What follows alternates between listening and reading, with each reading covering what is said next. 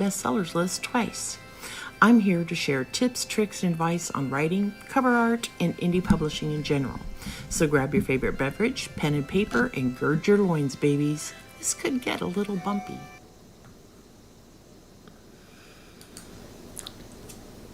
Hi, everybody.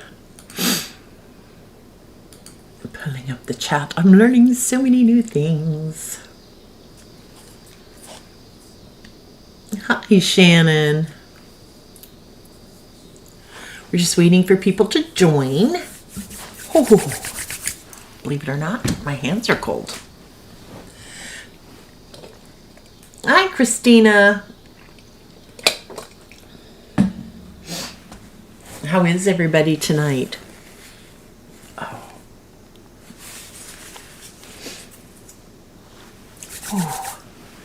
I am just like cold. I shouldn't be. How is everyone tonight? Can you hear me okay? Hi, Aurora. How are you, dear? Did you get my message that I'm your mama now, Aurora? Oh, I'm sorry, Christina. Good. I'm glad, Aurora. I'm glad to hear that. For those of you here now, if you could hit the like and the share button, that would be awesome. That helps us with our algorithms. And I'm learning that algorithms on YouTube are very, very important. So we appreciate your help. I had a great day today.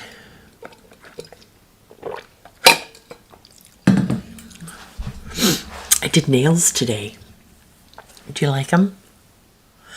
This is from Olive & June. I love these. They're just little press-on nails. And it even came with a kit to remove them safely. So that made me very happy. And it came with all the files and the buffers and everything else in a little carrying pouch. And it's just really, really nice. It's going to take me a minute. It's going to take me a couple days to get used to having them because it has been years since I have done nails. Years. Because I can't, I type too fast. Thank you. I don't know what color this is called, but I like muted tones. I don't like, every now and then I'll wear red if I have to, depending on what it is. But I just like muted tones when it comes to my nails. Thank you. I think they are. So for those of you joining tonight, we do over on my website, SuzanTisdale.com, we do have a download sheet, a sheet for you to download and print off if you so desire. I just discovered them through Emily D. Baker and just thought I would give it a shot, and I'm really glad that I did. Oh, goodness. We're just going to chat for a minute until more people get here. I can't tell from the OBS system that I'm using who all is here unless somebody comments. I don't know you're there unless you comment. Today was grocery shopping day. It was Costco day. Hi, Linda. How are you, beautiful? I hope you're doing well. Just going to give everybody a chance. If you want to, you don't have to. It's not necessary. But if you'd like to, you can go over to SuzanTisdale.com. And I think it's under How to Write Gooder, that little tab. And you can print off a character sheet. And that's what we're going to go into detail about tonight, are characters. And we're actually going to be discussing characters for the next several weeks. Character development, making characters that your readers are going to absolutely love or love to hate. Depends. And tonight's, as you all know, it's titled, Who in the Hell Does Your Hero Think He Is? We have fun coming up with names. And I think next week it's going to be, Is Your Heroine Too Stupid to Live? So it's going to be lots of fun. Lots of fun. Oh. And I hope everybody's had an awesome week. My hands are freezing. I should have gotten my writer gloves out. I have knitted writing gloves that I absolutely love. I think Hallie Bridgman sent them to me. So it's all good. It's all good. It's all good. Just let me know if you have your...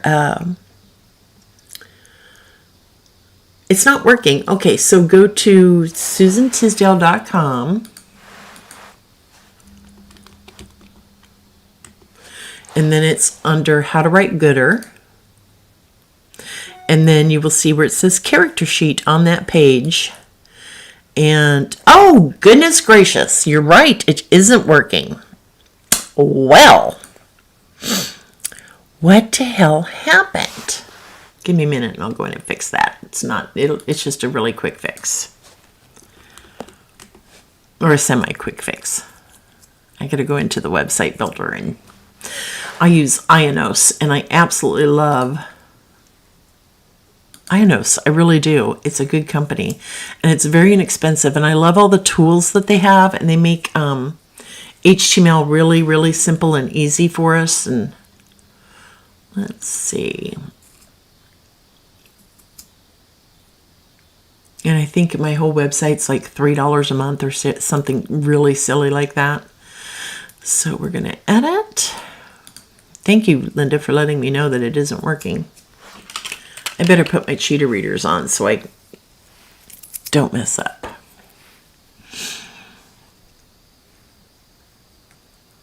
Well, let's go there. And we will file for download. I was certain I put that file. Oh, there it is. Okay. Let's see if that works. Thank you all for being so patient with us. Appreciate it. Yay, it's there. At least it worked for me. I hope it works for you.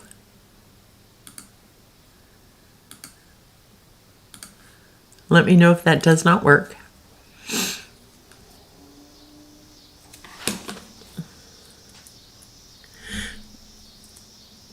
Oh yeah, the weather's been really nice here too, Aurora. Yay!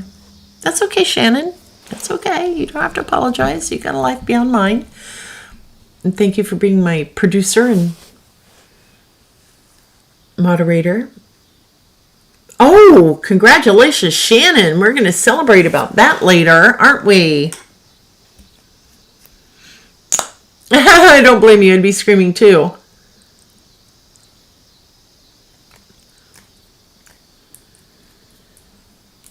So again, hit the like and share, print off your character sheet, and we'll start talking about character development. Yay! So from that sheet, you can see it's pretty basic, right? Got some basic information there. But one of the things that you should also notice, okay, so I always put the title, if I'm writing these out by hand, I will put the title to the book at the top so that I know where this character belongs, and then hit their name, of course, what their occupation is, physical description, quirks and habits. Those are always fun, and I will give you one of the best, I don't blame you, Shannon,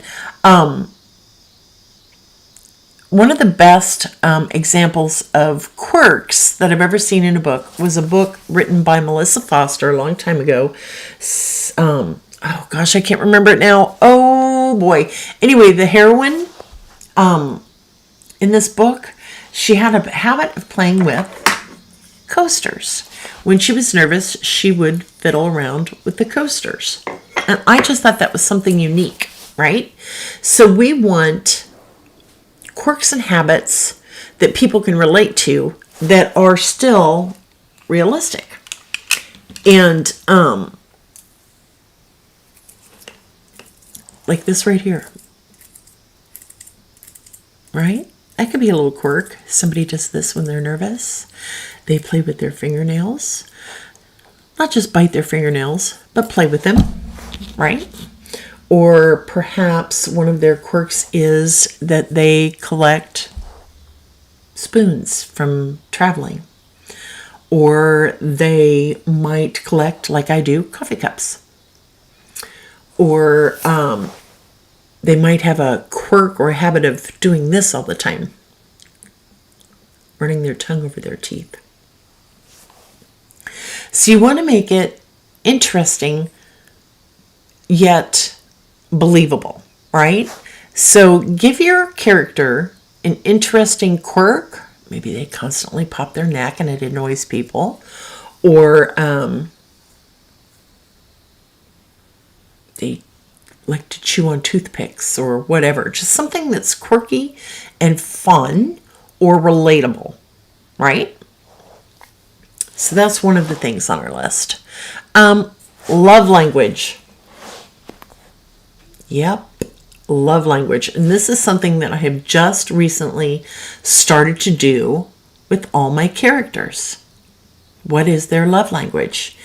Do they show their love by buying someone something or things constantly? You know, they like to spend money on them or take them out on dates or what have you. Another love language is service. Do they show their love by doing things for their partner? My dear friend Hallie Bridgman, her love language is service. She loves to cook for people. She loves to serve people. That is definitely her love language. My love language is pretty much the same. I love doing things for people. I love helping. But for my husband, I'm very physical when it comes to my husband. That's my love language is hugs. God, I love hugs and kisses. He can just shower me with hugs and kisses all day long, and I am perfectly happy and content. He also makes me laugh, and I love that. That is the sexiest thing about him, is his sense of humor. So think about not only how your character shows love or gives love, but how they like to receive it. Okay? Those two things are not always the same, right? So think long and hard about your character's love language. Okay? Is this making sense? Do you have any questions at this point?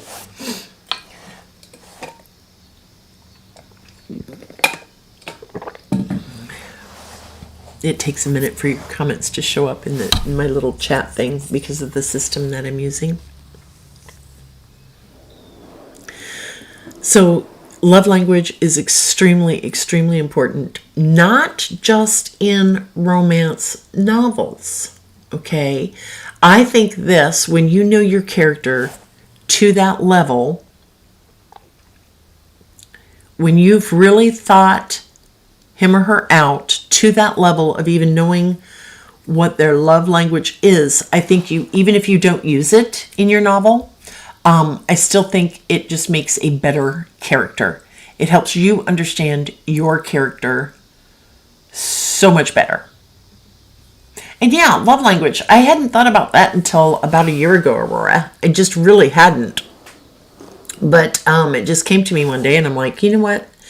I need to know, I want to make my characters more three-dimensional and more real, and I want to be consistent. And so love language, and I think it's really vitally important. Next on our list, secrets. What are their secrets? Either secrets they have or secrets about them that they might not be aware of. So probably the first secret you could might think of is adoption. They might have been adopted and they don't know it. They were never told. Secrets could be anything. It could be something from childhood. It could be something very recent. It doesn't have to be anything, you know, like he knocked over a liquor store when he was 19.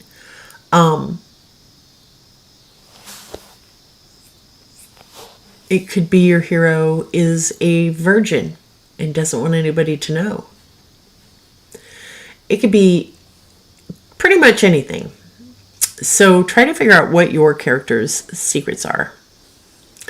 Now, here is my most favorite thing about character development. What is your character's biggest fear? What is that one thing that this character, now this works for secondary characters too, and I suggest you do that for your secondary characters if you think they might get their own book later. I write in series, so I always try to think about that. A lot of my secondary characters get their own stories later. So what is that character's number one fear? What is that one thing that they are most afraid of?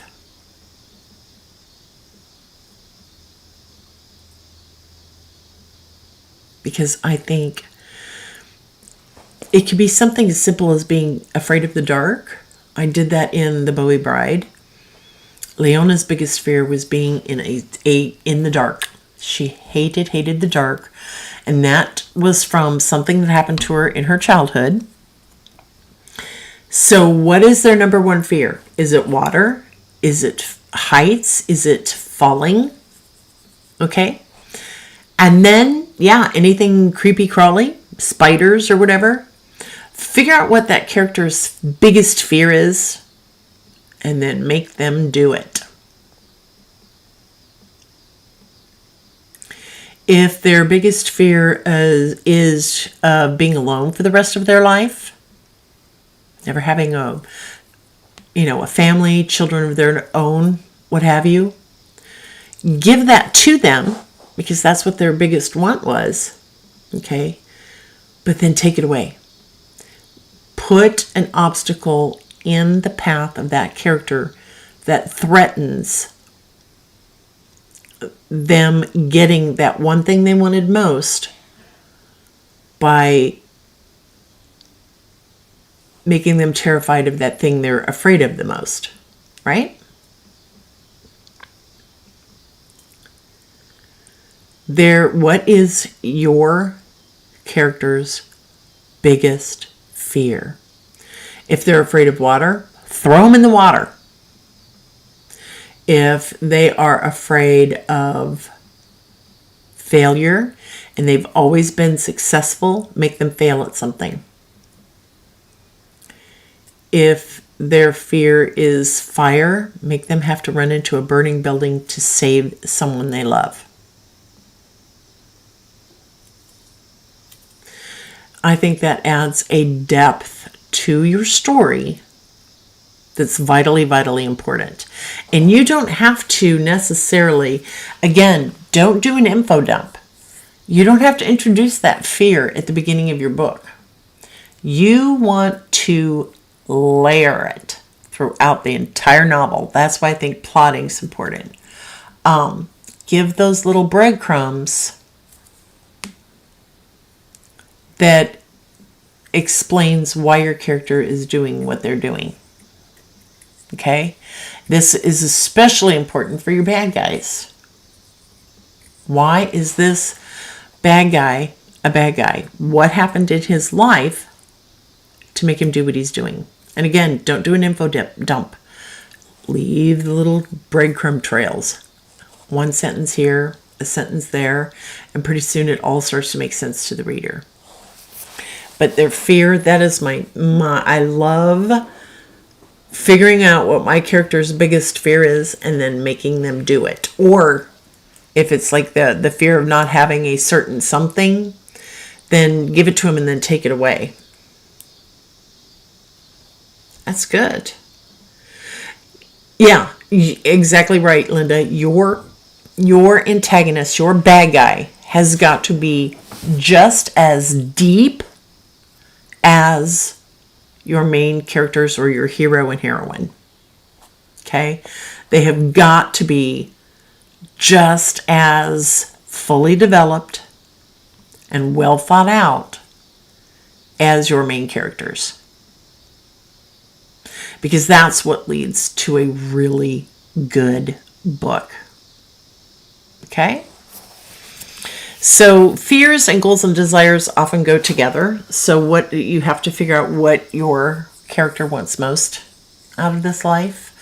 What are they working so hard for? Or, why is this guy working 80 hours a week? Why is this woman up every day at 4:30? What is motivating them? What motivates them? Are their goals and their desires? What is that? Usually it's one thing. What is that one thing that your character wants more than anything else in this world? What's that one thing? Could be they need to feel safe or secure. They might want a really big house for whatever reason. They might want a family of their own, or they want to be a lawyer or a doctor, or maybe your character is a politician, or they want to be a teacher or an artist or a singer, a musician, whatever. Figure it out. What is that one thing they want the most? And then you give it to them. And then you take it away from them and see how they respond. I also like to put a family tree on my character sheets. And this will help you later, especially if you don't do a family Bible or a book Bible. I had to start doing this because my series were becoming so intertwined and interconnected that it was really hard for me to keep straight who's related to who had what kid, and things like that. So I like to jot down the family tree. Who are their parents, grandparents, are those people alive or dead, who are their siblings, cousins. Also on this, if you're writing contemporary, depending on what your novel's about, you could give the history, their work history. Where did they used to work? What was their first job? Mine was waiting tables for 75 cents an hour plus tips. Actually, my first job, I started at 10, taking care of horses, but it was not a paid position. It was, we worked for the family. This was a family enterprise. So put that kind of information in there. Okay. What is it? What, prior work history, ex-lovers or ex-spouses, put that information in there. Who did they used to be with? Who did they used to be married to? Is that person alive? Is that person dead? And I know it sounds like a lot of work, but it really isn't. And when you put it in at the front end, and you can change this as you're writing, and you decide, you know what? This is not working for this character. You need to listen to that inner voice that's telling you this isn't working for this particular character. And that's okay. You can go back and erase it, right? You can change it. It's all right to do it. But what I'm telling you is when you really flesh out your characters before you start writing the book, or, in those first few pages of your book, you're going to appreciate it, and it's just going to make your characters deeper, right? It's going to add dimension to your characters. It's going to make them more believable, right? And you do want believable characters. We do expect our readers to, suspend reality for a little while they're reading your novels, right? We do want that. But at the same time, we also want it to be believable.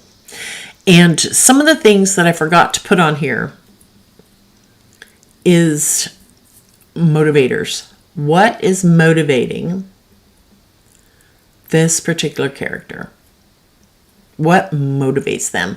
I guess it can go under their love language, but some people are highly competitive for various reasons. I'm really competitive to a certain extent and only on certain things. When I'm sprinting with my friends, I want to have the highest word count. That's it. That's where I'm competitive at, is on my word count.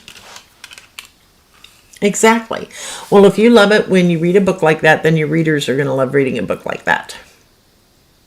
Yeah, you want to try and make them pop off the pages as if they're alive and or real, right? You want them to be relatable. Yes, like you're right there with them. Like you are going through what they are going through right there with them.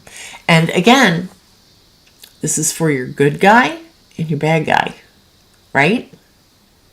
And I'm getting better at writing deeper, better bad guys. I'm pay attention to getting into those motivators. Why is this bad guy behaving this way? Why did he kidnap this person? Why is he going around setting fires? Why did he, kill someone?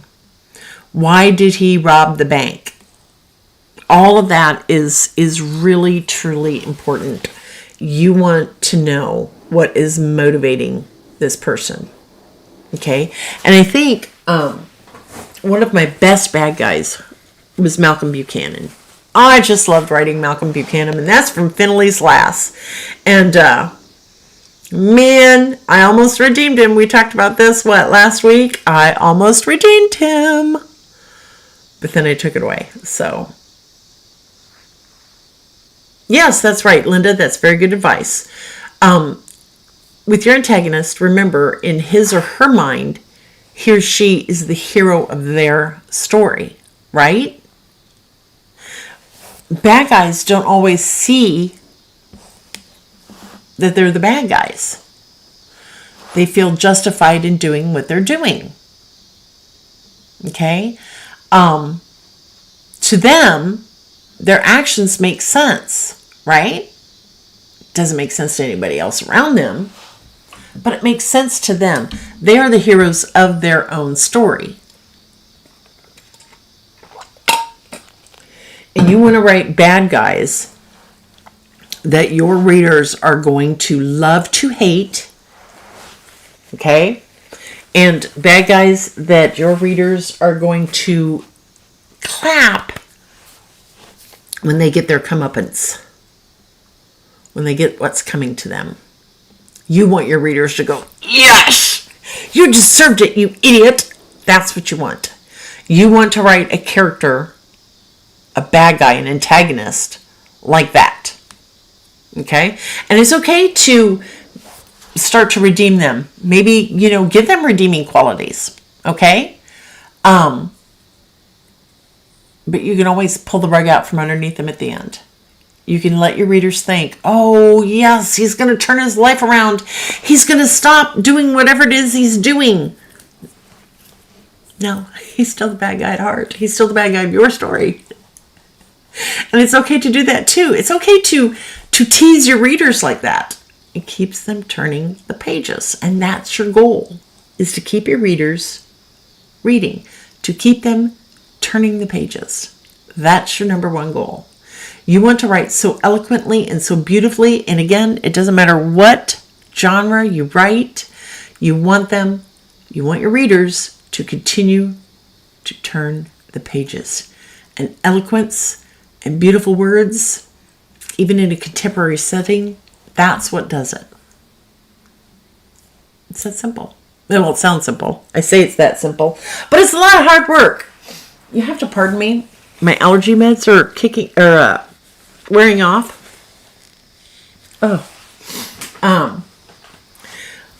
Aurora says she likes to throw a curveball at times when it comes to her villains to keep things hooked. Yeah, you want to keep your readers hooked. You want them turning those pages. And I just love going into a deep, deep dive. I like to know what my heroes' favorite foods are. Do they have a sweet tooth, or do they prefer savory dishes? Right? That's a good thing. That's a good thing to know. Now, a lot of your contemporary authors, and I've done this too, what is their astrological sign? Doesn't matter what genre you're writing in, because we all know that certain things are true about certain astrological signs. At least I think they are. I'm a Scorpio. right? Oh, I'll forgive you, but I'm not going to forget what I forgave you for. I don't suffer fools lightly. I really don't. So just think of all the things possible that can give your character more depth. Because I think that's important. You want deep characters. Favorite foods. What are their hobbies? What do they like doing in their spare time? Make that something different. Make that something unique. Maybe they like to whittle. And that can be in a contemporary romance just as easily as a historical, right? Maybe it's something they learned from their grandfather that they love doing. Or maybe they make their own wine. Maybe they love to make their own wine or their own beer. That'll work for contemporary and historical. That'll work in pretty much any setting. Maybe it's collecting old books or growing plants. Maybe they have a green thumb. Yeah, mood boards for each character. That's a good idea, Christina. Think of an interesting hobby. Maybe they collect fishing lures. Or maybe they like to create, make fishing lures. That's something different, right? Maybe they like to sew or to knit or to crochet. Maybe it's maybe they're a carpenter. Maybe they love carpentry. Or maybe they work part-time at an animal shelter, right? There could be all sorts of different things that are hobbies. Okay? And again, that's just one more layer to your character to give them more depth. And that's important. You want deep characters, not just for your main characters, but for your bad guy and your secondary characters. Secondary characters can be deep.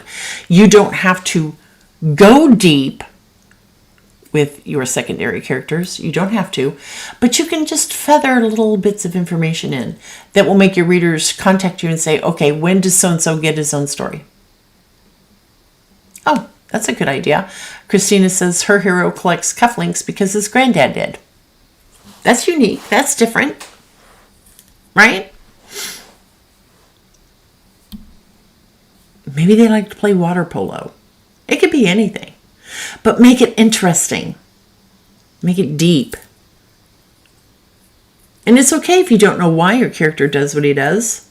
Why they love this hobby. Maybe the first time they did it, like the first time they swam, they were hooked, or the first time they, made a steak on the grill, they were hooked. And they've been grilling ever since. Or the first time they baked cupcakes and they turned out delicious and they want to keep doing that.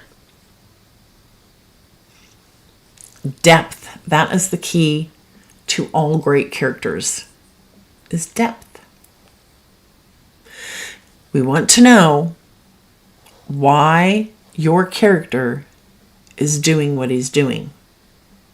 And if you don't know why they're doing what they're doing, then your readers are probably not going to know either. And again, there's a tremendous difference between an info dump. That's where you give them all the information ahead of time. There's a difference between that and gently leaving little bits and pieces of information along the storyline that just explains to the reader, this is why this character is doing what they're doing. Great, Christina. Her contemporary hero, he's in a wheelchair and plays basketball with the guys he went through rehab with. There you go. But see, she knows that. Okay? For me personally, it really, really helps to write it down, to know. Now, I usually put all of this stuff, I use Scrivener, You've all probably heard me talk about Scrivener lots of times. And I adjust my character sheets in Scrivener with the rest of this. I just created the character worksheet. I went in and I added things and then saved it as a template, as my character sheet template, so that when I hit add character, the same information is there. I don't have to keep redoing it over and over and over again.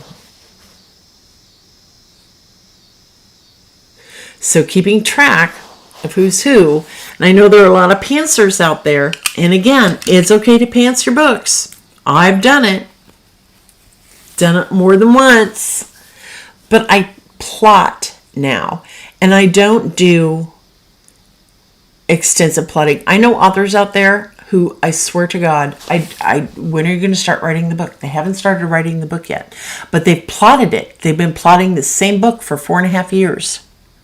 They plot every scene of every single chapter.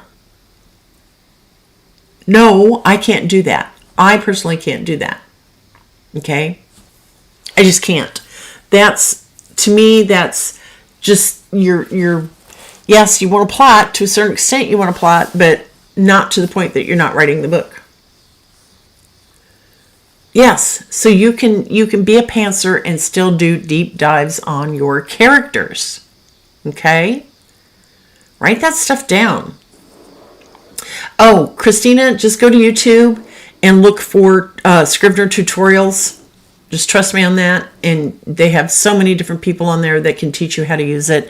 And it's just absolutely, that's how I learned. I couldn't, the manual, the tutorial that came with Scrivener, oh, I wanted to pull my hair out. So being a visual learner sometimes, I'm both. I'm auditory and visual. It depends on what it is.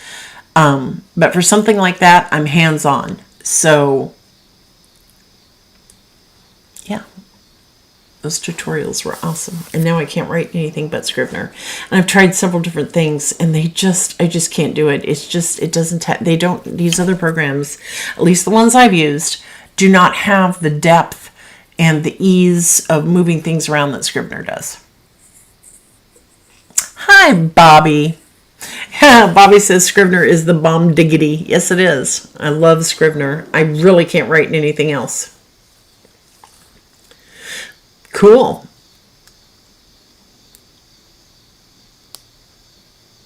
Yep. Those video tutorials are amazing. And that's how I learned. And I just love Scrivener. I can't write anything else. So, and I love it that everything is contained. Everything is in one place.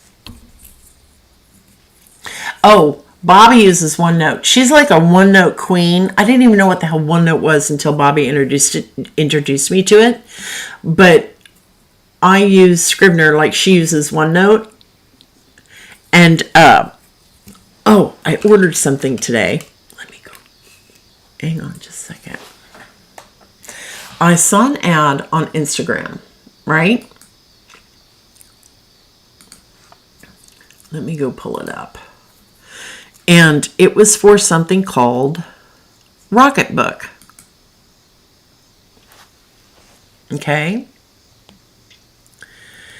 And it's the title of it is Rocketbook Fusion Smart Reusable Notebook Calendar to-do list and note template pages. This, oh my gosh, people, let me see if I can share. I'm going to try and share this video with you. Let's see. And I'm going to let you know how I like this.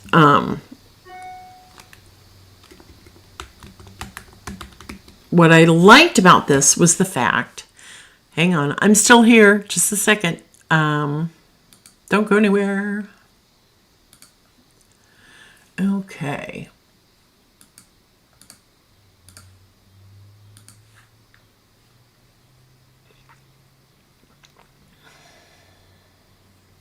Hang on. I got to figure it out. We're going to do media source. Nope. Shannon, I'm trying to figure it out. Media source, text, window capture, video capture device. Yes, I'm reading to myself. Display capture. Okay. Nope. Cancel. That's the wrong one. Anyway. Rocketbook Fusion reusable notebook. So it's reusable. The pages are reusable. Right? I can't figure out how to do this. We practiced this the other day and I forgot. Video capture device? No. Anyway, what I love about this is the fact that the pages are reusable, right? So it's almost like a laminated dry erase board, but it feels like real paper. And all it takes is a little bit of water. Display capture. Thank you. Challenge, you were awesome.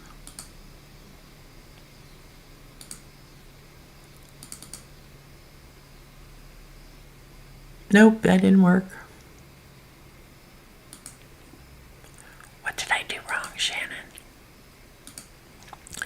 What did I do wrong?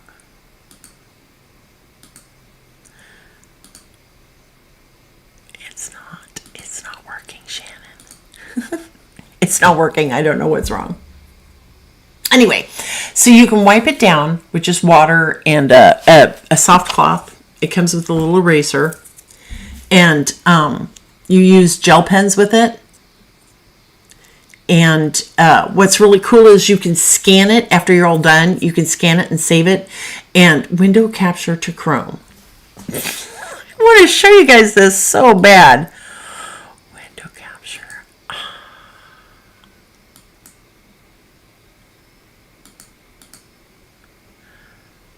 Nope, nope, nope, nope. I don't want to show you my desktop picture. Chat, item, OBS item, Windows Server, menu bar. Okay. Show windows with empty names. I don't know what this means, Shannon. We're going to have to practice this tomorrow. So anyway, you can scan it and send it to the cloud, and it'll read your handwriting. And, this is like Hocus Pocus. Sorry, Christina.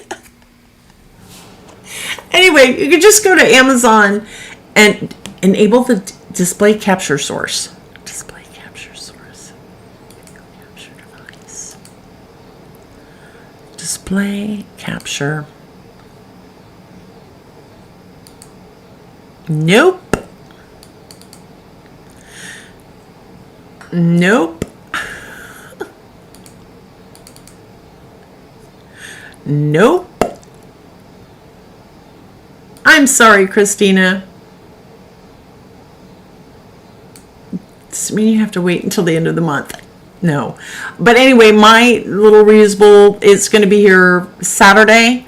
And once we figure out how to share a video, you click on Word and it gives you synonyms. What?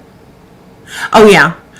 Scrivener does that, Christina. It has a little dictionary built in, and that's where I use my thesaurus. I love the Scrivener thesaurus. I use this all the time. Thank you, Shannon. I appreciate it. But if it gets here sooner, I'll show you all Friday night, and we'll figure it out how to split screens. But anyway, it's called Rocketbook, and it looks just like a regular notebook, and you turn actual pages, okay? I use my iPad a lot, right? And I have my trusty, dandy little iPad pencil, but sometimes the iPad's just too heavy to carry around, right? To carry around, or it's not going to fit in your purse or whatever. Whatever this Rocketbook is, it also has like little index cards, or it has like a steno pad. It just has all these different things that are really, really neat.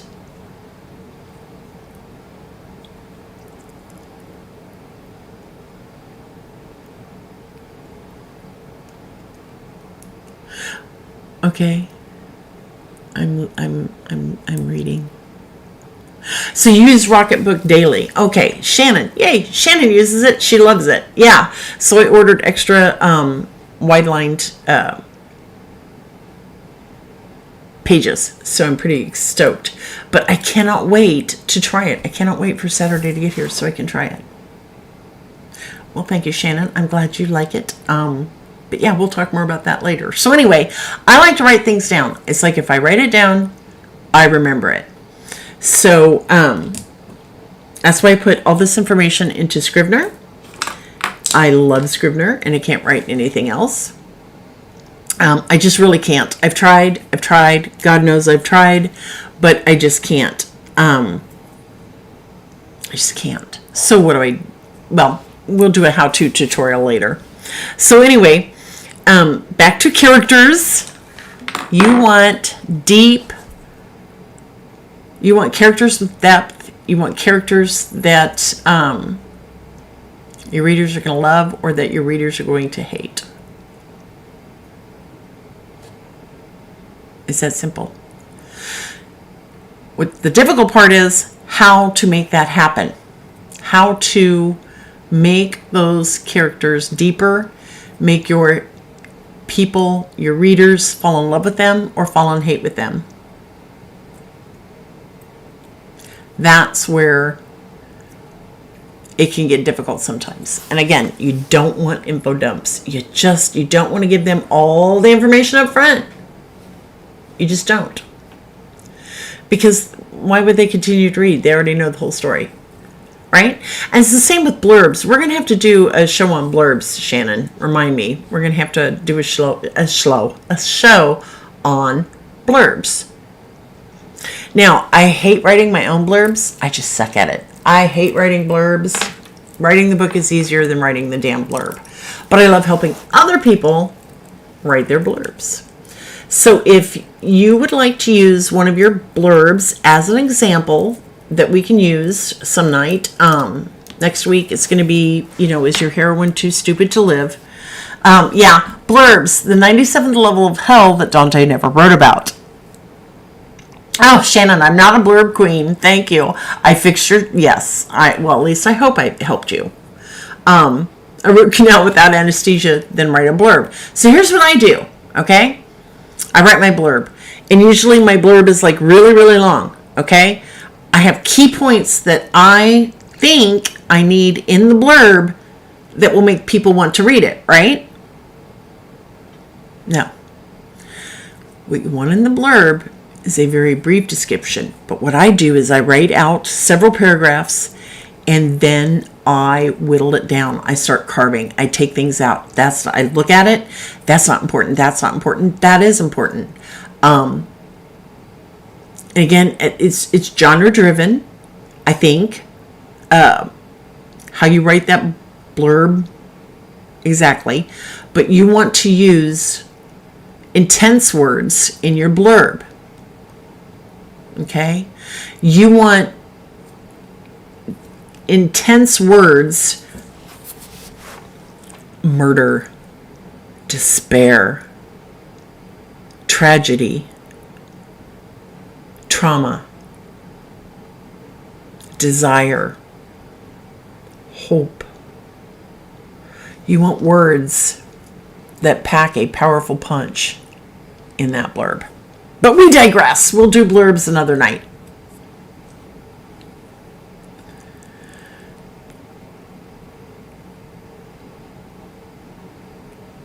Yes, you want to be intriguing on your blurbs. So back to our character sheet. Squirrel. I'm so glad you all are here, and I hope you liked the stream and shared it. That's awesome. So motivators, what's motivating your hero? Why are they doing what they're doing? Leave those little nuggets of information. Leave those little tiny breadcrumbs. Do not do a total info dump. Okay? Don't do info dumps. Layer that information throughout the entire story. You want your readers, as they're reading, to go, "Oh, I didn't know that. Now it makes sense." That's what you're trying to do with your books, with your stories. It's not always easy. But these things, knowing your character, and yes, your character can surprise you sometimes. It's okay, right? Your character can surprise you. But take the time while you can do this while you're writing the story. You can. But take a few minutes before you start your book to figure out who this character is. What motivates that character? Why are they doing what they're doing? What is that one thing that they want more than anything else in this world? What is that one thing that they are most terrified of? What is that one thing that just scares them shitless? Okay? Could be failure. Could be snakes. Could be, locked in the closet. Could be, water. They don't like being in the water. They don't like being on the water. They don't like being near the water. Fire. They could be terrified of fire. They could just rats. Anything. Think of something, that one thing that just terrifies the hell out of your character, and then put them up against it. You're not necessarily making them face that fear, because when you do this correctly, you're not making them face that fear. You're putting that fear right in front of them, and they have to battle it. And then when they come out on the other side, they're stronger, wiser, hopefully, depending on if you're talking about a protagonist or an antagonist. I guess you want your antagonist stronger, because that will add depth to your story, and that will make it more intense. Does anybody have any questions right now?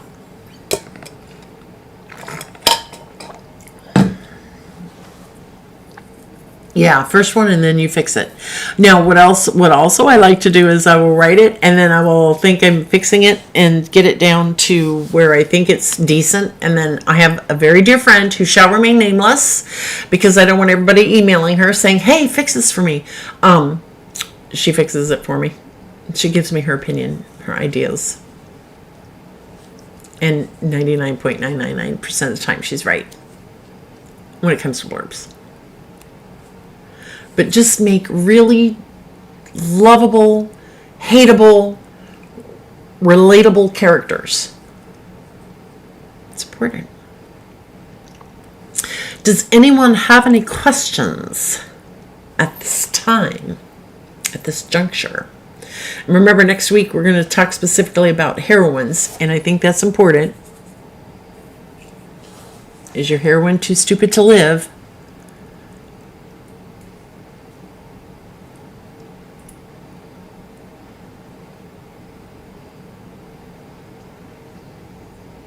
Carolyn Lampman, hi, beautiful. How are you? I hope you're doing well, honey. My daughter is the final proofer. Her absolute most favorite author to work with on this planet, including me, is Carolyn Lampman. That's okay, Carolyn. You can watch it when we're done. You can rewind it and go from the beginning. We're just talking about a deep dive into character building. What makes your character tick? Oh, people watching. That's always good too. Yes, I love to people watch. I've gotten some great characters, mostly for some contemporary novels that I want to write. Oh, Carolyn says she's the most awesome proofreader ever. I think so. But she does more than just proofread, right? She helps you with your grammar and sentence structure and everything. She's just really, really awesome. And it's perfect pages, final proofing. Yeah, people watching can help create great characters. Exactly. Exactly. We're just starting to wind down, Carolyn. I've been babbling for almost an hour. Oh, so does anybody have any questions about developing great characters? How's this information helped you? I would love to know that you find this informative or helpful. Maybe I gave you something to think about that you never thought about before. Love language. I'm telling you. Oh, you do really deep character questionnaires? I know a lot of authors who do that. Birthdays. Don't forget your character's birthday either. And how old they are. We got to know how old they are. Where they're from. Where were they born? What brought them, astrology. What brought them to this point that they're at right now in this book? What brought them here to this point? Because that's all important information. But again, you don't want to info dump, you want to layer. Thank you, Shannon. I love you. Shannon's letting me know that we're coming upon the hour. We don't like to keep people too long. Will I see you Saturday in Galena, Mississippi? Galena. Oh, will you see me in Galena, Miss Susan? Oh, no, I will not be there. I want to be there, but I'm not going to be there. I had a lot of family obligations. We've got a lot of birthday parties and stuff coming up. Just a lot of personal stuff going on. You got to crack the whip, yes. I got to get some writing done. That's what I really need to do. I keep hitting my microphone. I'm so sorry. Next year, I hope to do a lot more traveling. I really do. Right now, I really felt the need to not travel so much this year and just focus on the writing. Because that's how I keep the lights on here at Tisdale Manor. Got to keep the lights on. Any questions?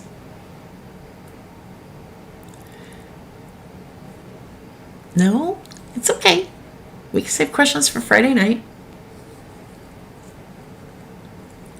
Oh, I'm sorry to hear that, Christina. All right, so we're going to wind this up. And we will be back Friday night for the Cheeky Wench Hour. If you have questions, please feel free to email them to me at susan@susantisdale.com. Yes, sprinting tomorrow.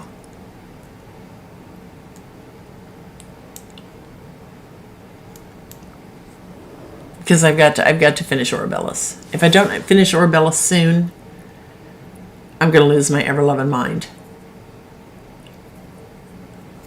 I just hope everybody has a really awesome weekend.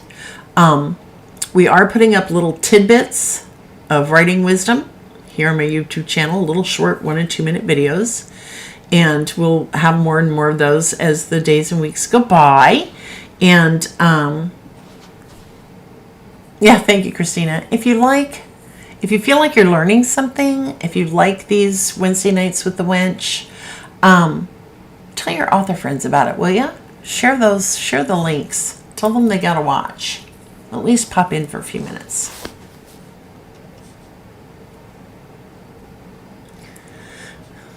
Thank you, Shannon. I appreciate that.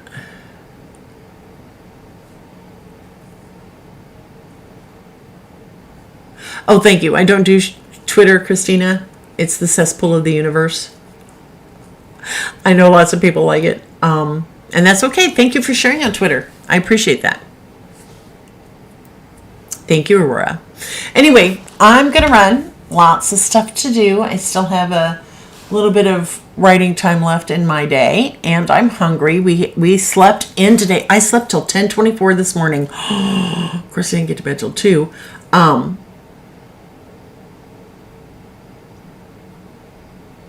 I slept in. And we went and did grocery shopping today, but we ate lunch at around 2 o'clock this afternoon. So that was really nice.